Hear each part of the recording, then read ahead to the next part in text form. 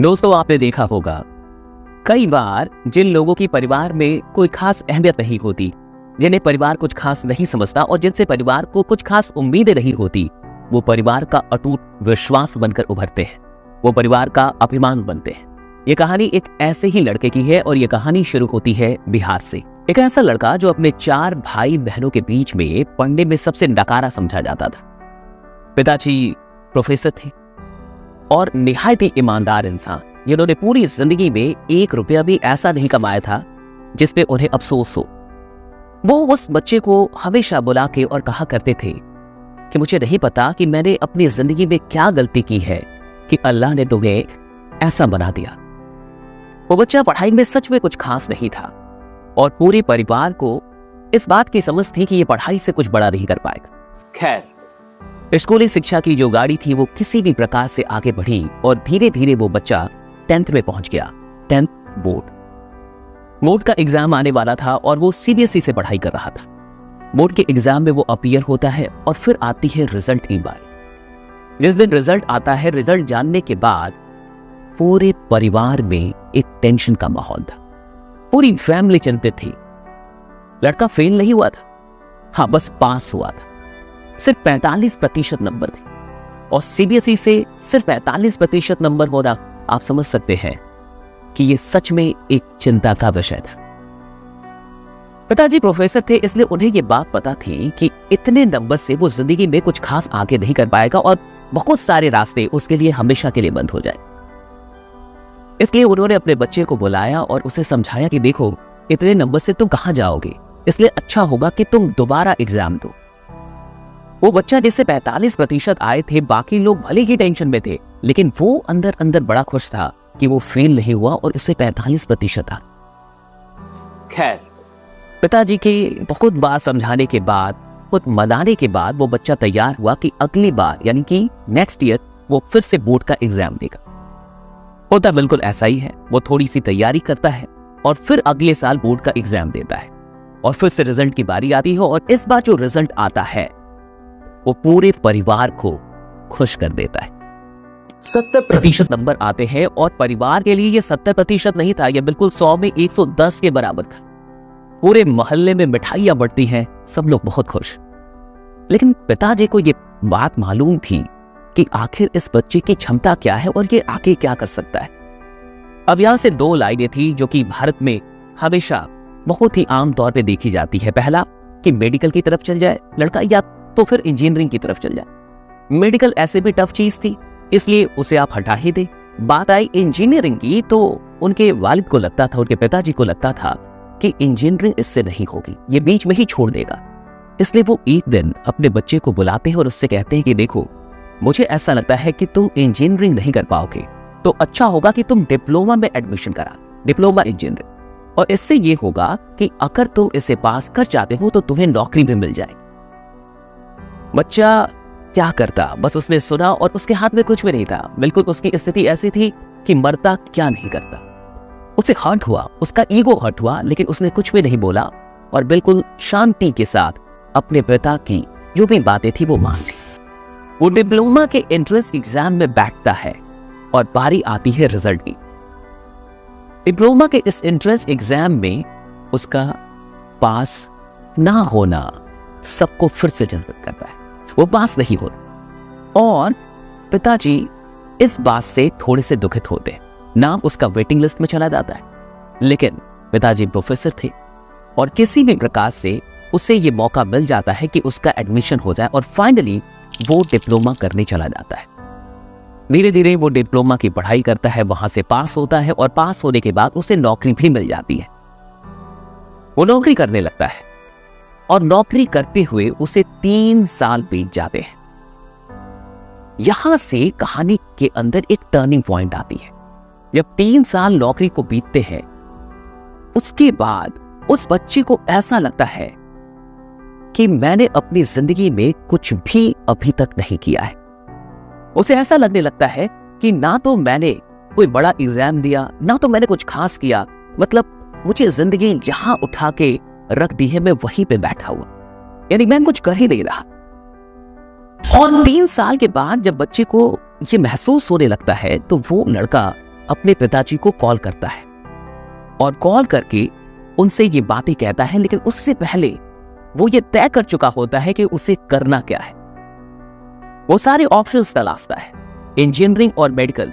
वो जीवन के एक ऐसे स्टेज पे था जहां से इन दोनों का रास्ता बंद हो चुका था। अब उसके पास दो और ऑप्शन थे। पहला कि वो कैट का एग्जाम देके एमबीए करने चला जाए, या तो एक और ऑप्शन था, वो था यूपीएससी का। बिहार के युवाओं के खून में यूपीएससी है और बिहार के अंदर सिविल सेवाओं की परीक्षा अगर आप पास कर लेते हैं और आईएएस या आईपीएस बन जाते हैं तो एक अलग ही इज्जत है, एक अलग ही सम्मान है। वो बच्चा सोचता है कि मुझे सिविल सर्विसेज करना है और इतना कुछ सोचने के बाद, इरादा तय करने के बाद वो अपने वालिद को कॉल करता है और वो कॉल करके अपने पिताजी से ये बात कहता है कि मुझे यूपीएससी की तैयारी करनी है पिताजी, मैं सोच रहा हूं कि मैं सिविल सेवाओं के अंदर जाऊं। पिताजी को लगता है कि अभी तो मैं खुश हुआ था कि बेटा नौकरी कर रहा है, 3 साल हो गए हैं, यहां सेटल हुआ है, तो आगे की कुछ बात होगी, और ये क्या हो गया इसको। वो फिर से टेंशन में चले जाते हैं कि अभी थोड़ा खुश हुआ ही था, अभी थोड़ी राहत मिली ही थी कि ये क्या बात करने लगा। वो अपने बेटे से कहते हैं कि सुनो, मुझे लगता है कि तुम पे जॉब का अधिक स्ट्रेस है और तुम थोड़े थम चुके हो, तो एक काम करो, छुट्टी लेके घर आ जाओ कुछ दिनों की। लड़का बिल्कुल ऐसा ही करता है, छुट्टी लेके घर आ जाता है और जब वो घर पहुंचता है तो फिर से घर के अंदर ये बात चलती है कि नौकरी छोड़नी है और यूपीएससी की तैयारी करनी। पिताजी उससे पूछते हैं कि कहीं ऐसा तो नहीं है कि तुम्हारा कोई दोस्त यूपीएससी की तैयारी करने वाला है और तुम्हें ऐसा लग रहा है कि उसकी सोहबत में जाके तुम भी यूपीएससी निकाल लोगे। बच्चा कहता है कि नहीं पापा, ऐसी कोई बात नहीं है। फिर वो उसको बताते हैं कि तुम्हें अंदाजा भी है कि तुम किस एग्जाम की बात कर रहे हो, ये देश का सबसे कठिन एग्जाम है, तुम ये बात समझते हो। वो बच्चा कहता है कि हाँ, मैं ये बात समझ रहा हूं और फिर भी मेरा ये इरादा है कि मैं यूपीएससी की तैयारी करूं। ये सब कुछ देखने के बाद उसके पिताजी ये कहते हैं कि सुनो, तुमसे अधिक और सबसे अधिक इस दुनिया में मुझे खुशी होगी अगर सच में तुमने अपना इरादा बनाया है यूपीएससी करने का। लेकिन एक बात जान लो, कहीं ऐसा ना हो कि तुम जाओ तैयारी करने और 2 से 3 महीने के बाद तुम्हें ऐसा लगने लगे कि तुमसे ये नहीं होगा और फिर पता चले कि तुम ना इधर के रहे ना उधर के रहे, यानी नौकरी भी गई और फिर तुम्हें ऐसा लगे कि तैयारी भी नहीं हो पाएगी, तुमसे हो भी नहीं पाएगा। तो ये कंडीशन नहीं आनी चाहिए। बच्चे को सारी बातें समझ में आती है और वो फाइनली ये इरादा कर चुका होता है कि मुझे यूपीएससी की तैयारी ही करनी है।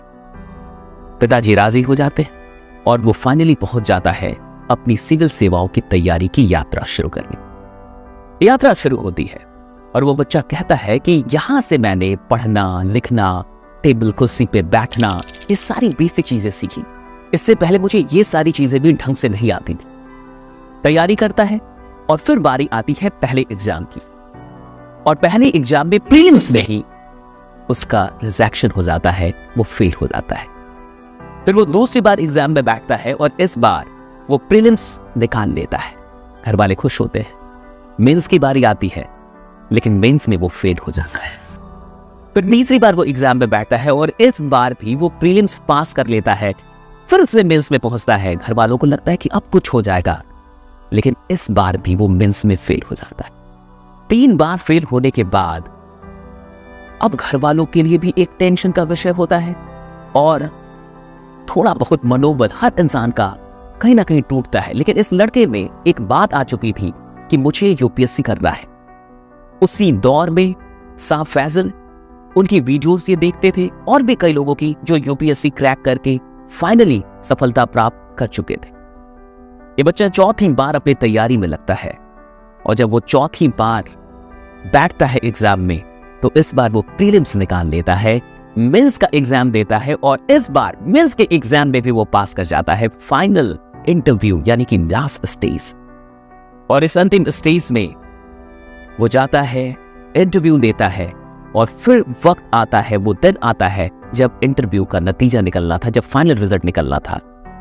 लेकिन अफसोस फाइनल लिस्ट में उसका नाम नहीं आता है। पिताजी को टेंशन होती है। उनको ऐसा लगता है कि इतना आगे जाके, लास्ट स्टेज तक जाके मेरे बच्चे का सिलेक्शन नहीं हुआ तो शायद वो परेशान होगा। इसलिए वो उससे कॉल करते हैं और कहते हैं कोई बात नहीं, तुम यहां तक पहुंच गए और फिर भी तुम्हारा सिलेक्शन नहीं हुआ, तुम परेशान मत होना। वो बच्चा कहता है कि पापा मुझे यकीन है कि अगली बार इस लिस्ट में मेरा नाम जरूर आएगा। और फिर वो 5वीं बार इसी माइंडसेट से, पॉजिटिव माइंडसेट से, एक जज्बे के साथ, एक जुनून के साथ तैयारी में लग जाता है अगले साल के लिए। और फिर वो 5वीं बार एग्जाम में अपीयर होता है, प्रीलिम्स निकालता है, मेंस में निकालता है और फाइनली इंटरव्यू तक पहुंचता है। जिस दिन रिजल्ट निकलना था और वो जैसे ही रिजल्ट देखने वाला होता है, अचानक से उसके मोबाइल पे उसके फ्रेंड का कॉल आता है। और जैसे ही वो कॉल देखता है अपने मित्र का, वो समझ जाता है कि मैं पास तो कर चुका हूं। तो वो सीधे अपने दोस्त से बोलता है कि मुझे इतना तो पता है कि मैं पास कर चुका हूं, मेरा रिजल्ट निकल चुका है, तो मुझे ये बताओ कि मेरी रैंक कितनी है। और वो दोस्त कहता है कि तुम्हारा रैंक 137 है, यानी ऑल ओवर इंडिया 137। और फाइनली वो लड़का आईपीएस बन जाता है।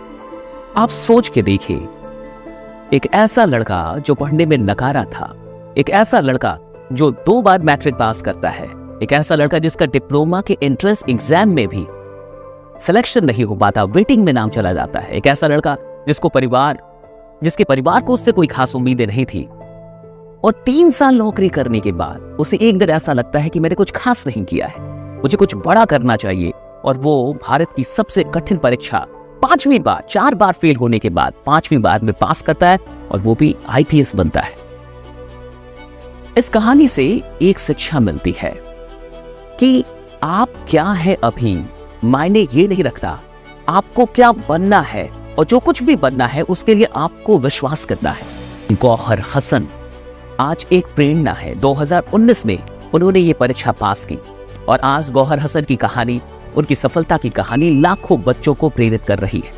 मैं आपसे भी यही कहूंगा, अगर आप किसी परीक्षा की तैयारी कर रहे हैं, अगर आपका भी बोर्ड एग्जाम आने वाला है, या फिर आप कुछ भी जिंदगी में जो कुछ भी हासिल करना चाहते हैं, खुद से कभी भी निराश मत होइएगा, खुद पे विश्वास रखिएगा, यकीन रखिएगा। और एक बात समझिए, गौहर एक बहुत अच्छी बात बताते हैं तो उनके पिताजी ने कहा कि उर्दू सब्जेक्ट ले लो। और वो कहते हैं कि जब उन्होंने मुझे उर्दू का सलाह दिया तो उस समय मुझे उर्दू की स्पेलिंग भी नहीं आती थी, मुझे कुछ भी नहीं आता था, लेकिन बहुत वक्त लगा। वो कहते वक्त लगा, लेकिन एक दिन ऐसा आया कि ऑल ओवर इंडिया में उर्दू में सबसे अधिक मार्क्स उनके थे। इंसान अगर सीखने पे आ जाए, अगर इंसान सच में कमिटमेंट ले ले तो कुछ भी सीख सकता है। मैं आप सबसे कहूंगा, हार मत मानिएगा, गिव अप मत कीजिए। अगर आपके दिल से कुछ बात निकलती है और आपको ऐसा लगता है कि आप कहीं और के लिए बने हैं, तो कोशिश जरूर कीजिएगा। बिना कोशिश के हार मानना सबसे बड़ी कायरता है। कोशिश करके हार जाए, ठीक है ना, अफसोस तो नहीं होगा, लेकिन बिना कोशिश किए हार जाए, इससे बड़ी कायरता क्या है। ये वीडियो अगर आपको अच्छी लगी हो, ये कहानी अगर आपको सच में बढ़िया लगी हो और आपके दिल को ये कहानी छू गई हो, तो इस कहानी को हर उस स्टूडेंट तक पहुंचाइए, हर उस युवा तक पहुंचाइए जो सच में अपनी जिंदगी में अपने लक्ष्य के लिए प्रयास कर रहा है और कुछ बड़ा हासिल करना चाहता है। मैं आप सबसे कहूंगा कि आप खुद को कमजोर मत मानिएगा, आप कमाल के आदमी हैं। अगर आप ठान लें तो आप हर मुश्किल को आसान कर सकते हैं और आप किसी भी मंजिल को हासिल कर सकते हैं। अगर कहानी बढ़िया लगी हो और ऐसी और भी कहानी आप सच में सुनना चाहते हैं, सच्ची कहानियां, तो कमेंट में मुझे जरूर बताइएगा। जाते जाते इस चैनल को सब्सक्राइब कर लीजिए, बाकी बने रहिए, जमे रहिए, क्योंकि आपका जीतना सुनिश्चित है। नया साल आप सबको बहुत बहुत मुबारक हो। Thank you so much.